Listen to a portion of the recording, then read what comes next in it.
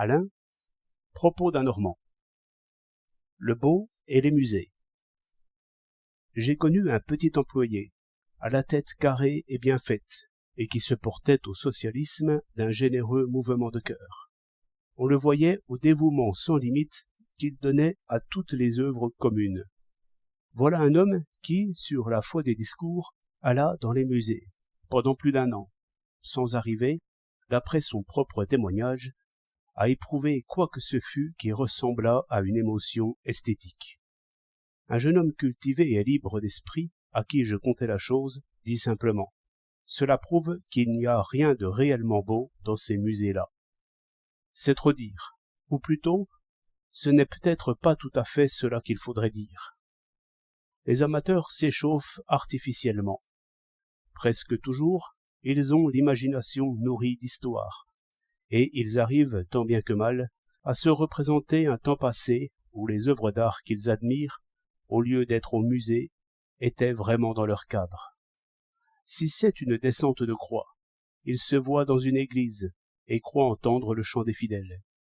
S'ils arrivent par ces jeux d'imagination à éprouver une belle émotion, sans alliage de cuistrerie, réellement je n'en sais rien. Toujours est-il qu'ils essaient de rassembler autour d'eux, en pensée, une foule qui pense et sent comme eux. Ils n'en sont pas moins, je le suppose, misérablement seuls. Je crois bien que l'émotion esthétique est une émotion de foule. Je crois que l'on éprouve mal quand on est seul. Je crois que les foules cultivées, et qui s'échauffent par recherche, ne produisent point les ondes puissantes qui seraient nécessaires, et il ne jaillit jamais qu'une pauvre petite étincelle.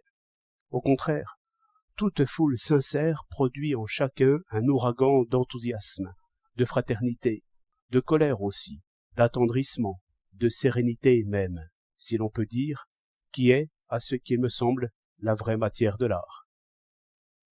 C'est cette émotion commune que l'artiste doit modeler. D'après cela, la religion et l'art seraient proches parents, ou, pour mieux dire, ce serait cette émotion commune, modelée par quelques prédicateurs ou par quelques musiciens qui auraient fait vivre si longtemps des doctrines assez ridicules en elles-mêmes. C'est pourquoi l'homme dont je parlais cherchait mal en allant au Louvre.